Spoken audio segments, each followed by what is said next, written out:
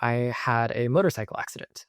And, you go through this kind of thing and you never think it's going to happen to you. Really lucky in as much that as far as motorcycle accidents go, I came out all right, but I had to be rushed in an ambulance to a hospital. I sat there in the emergency room like people do. I was beaten up and banged and bruised. And then eventually it came time to, take some x-rays and see what was going on with my knee, which was changing color and shape pretty quickly. And to do this, I had to take off all of my vestments, and I was wearing 2 strands of beads that day, Rhodonite and Amethyst. And Rhodonite had kind of risen to the fore of the allies that I'd been working with and continue to. It is one of my favorite gemstones to this day. And I was predominantly drawn to it for my emotional well-being. It's very grounding and stabilizing to the emotional body. A lot of folks who experience anxiety and tension and worry benefit from connecting to this. And so in a kind of very rote and clinical way, I chose Rhodonite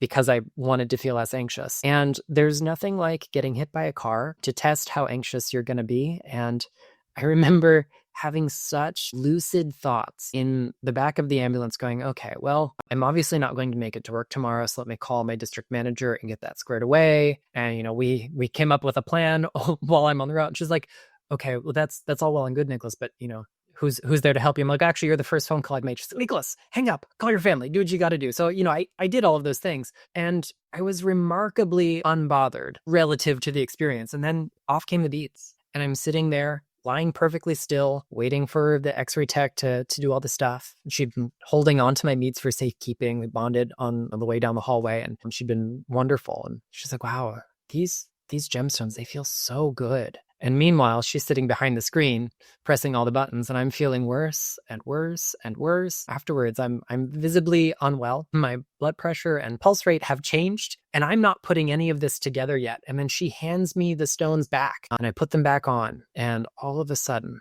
all of those things are beginning to normalize again.